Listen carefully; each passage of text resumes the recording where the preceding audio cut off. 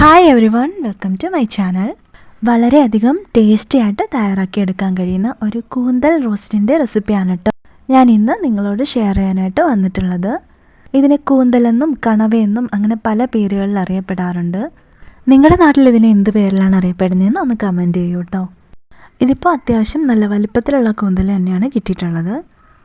കൂന്തലിനെ ഇനി ഒന്ന് കട്ട് ചെയ്ത് ക്ലീൻ ചെയ്തൊക്കെ എടുക്കാം. ഞാനിവിടെ കട്ട് ചെയ്തെടുത്തിട്ടുണ്ട് കേട്ടോ. എല്ലാം നല്ല റൗണ്ട് ഷേപ്പിലാണ് ഞാൻ കട്ട് ചെയ്തെടുത്തിട്ടുള്ളത്.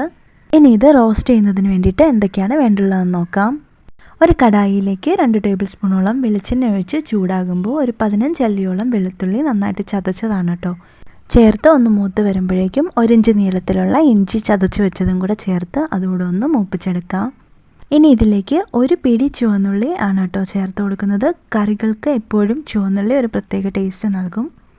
ഇനി ഇതിലേക്ക് ഒരു 4-5 പച്ചമുളക് കൂടി ചേർത്ത് കൊടുക്കുന്നുണ്ട്. ഞാൻ എടുത്തിട്ടുള്ള പച്ചമുളകിന് അത്യാവശ്യം എരിവുള്ളതാണ്, അതുകൊണ്ടാണ് 4 പച്ചമുളക് എടുത്തിട്ടുള്ളത്. നിങ്ങളുടെ കയ്യിലുള്ളതിന് എരിവ് കുറവാണെന്നുണ്ടെങ്കിൽ അധികം ചേർത്ത് കൊടുക്കാം. എരിവൊക്കെ അനുസരിച്ച് നമ്മുടെ ഇഷ്ടാനുസരണം ചേർത്ത് കൊടുക്കാവുന്നതാണ്.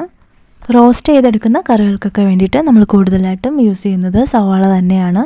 ഞാനിതിലേക്ക് ഒരു 5 സവാള നീളത്തിൽ കട്ട് ചെയ്ത് വെച്ചിട്ടുള്ളതോടെ ചേർത്ത് കൊടുത്ത് നന്നായിട്ട് സോട്ട് ചെയ്തെടുക്കുവാണ്.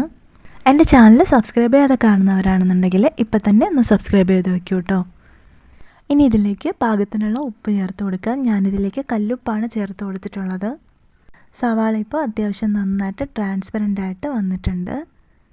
ഫ്ലെയിം ഒന്ന് മീഡിയം ടു ലോ ആക്കി വെച്ചതിന് ശേഷം ഈ സമയം തന്നെ നമുക്കിതിലേക്ക് പൊടികളൊക്കെ ചേർത്ത് കൊടുക്കാം. ആദ്യം തന്നെ 1 ടീസ്പൂൺ മഞ്ഞൾപ്പൊടി ചേർത്ത് നന്നായിട്ടൊന്ന് സോട്ട് ചെയ്തെടുക്കാം. മഞ്ഞൾപ്പൊടിയുടെ ആ ഒരു റോ സ്മെല്ല് മാറിയതിന് ശേഷം നമുക്ക് ബാക്കിയുള്ള പൊടികളൊക്കെ ചേർത്താൽ മതിയാവും. ഞാനിതിലേക്ക് 2 ടേബിൾ സ്പൂണോളം മല്ലിപ്പൊടിയാണ് ചേർക്കുന്നത്. അതുപോലെ തന്നെ 2 ടേബിൾ സ്പൂണോളം മുളക് പൊടിയും കൂടെ തന്നെ 1 ടീസ്പൂൺ ഗരം മസാലയും ചേർക്കുന്നുണ്ട്. ഗരം മസാല ഞാനിവിടെ വീട്ടിൽ തന്നെ പൊടിച്ചെടുക്കുന്ന മസാലയാണ് കേട്ടോ. എപ്പോഴും ഫ്രഷായി വീട്ടിൽ പൊടിച്ചെടുക്കുന്ന ഗരം മസാലയ്ക്കാണ് കേട്ടോ കറികൾക്കൊക്കെ കൂടുതൽ ടേസ്റ്റ് നൽകാൻ കഴിയുക. ഇനി ഇതെല്ലാം ചേർത്ത് നന്നായിട്ട് സോട്ട് ചെയ്ത് മിക്സ് ചെയ്തെടുത്തതിന് ശേഷം മീഡിയം സൈസ് വലിപ്പത്തിലുള്ള 2 തക്കാളി നന്നായിട്ട് ചോപ്പ് ചെയ്ത് വെച്ചിട്ടുള്ളതാണ്. അതുകൂടെ ചേർത്ത് നന്നായിട്ടൊന്ന് സോട്ട് ചെയ്ത് മിക്സ് ചെയ്തെടുക്കാം. ഇനി ഈ തക്കാളിയൊക്കെ നന്നായിട്ടൊന്ന് വെന്തുടഞ്ഞ് വരുന്നത് വരെ നമുക്ക് നന്നായിട്ടൊന്ന് മിക്സ് ചെയ്ത് സോട്ട് ചെയ്തെടുക്കാം. ഇപ്പോൾ തക്കാളിയൊക്കെ അത്യാവശ്യം നന്നായിട്ട് തന്നെ വെന്ത് കിട്ടിയിട്ടുണ്ട്. ഇനി ഇതിലേക്ക് നമ്മൾ കൂന്തൽ ചേർത്ത് കൊടുക്കുന്നുണ്ട്.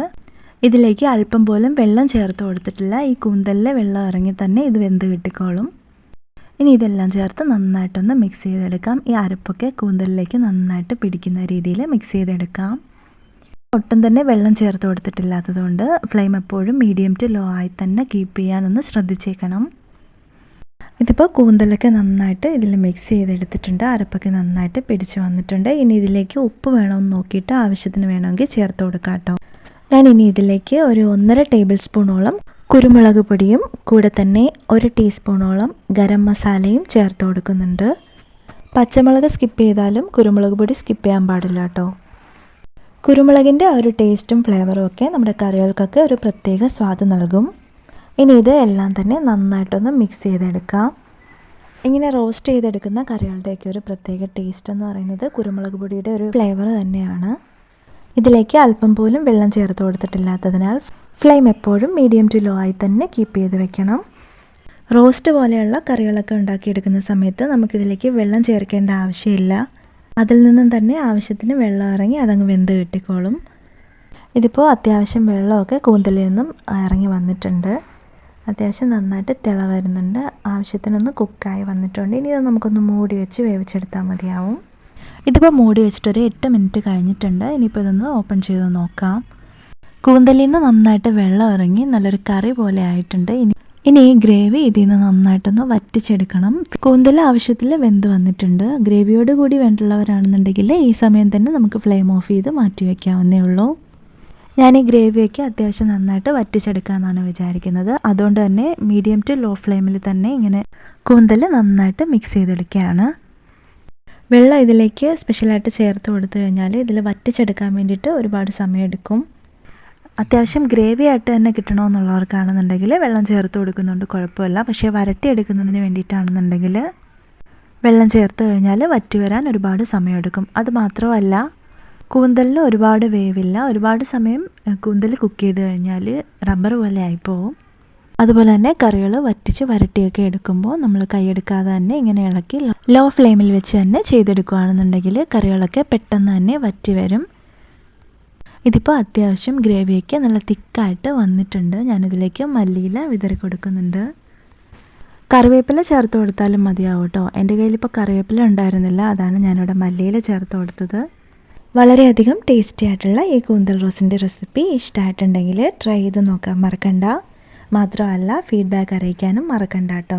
ഇങ്ങനെ ചെയ്ത് നോക്കിയിട്ടില്ലാത്തവരാണെങ്കിൽ ഒരു വട്ടമെങ്കിലും ഇങ്ങനെ ഒന്ന് ഉണ്ടാക്കി നോക്കണം കേട്ടോ.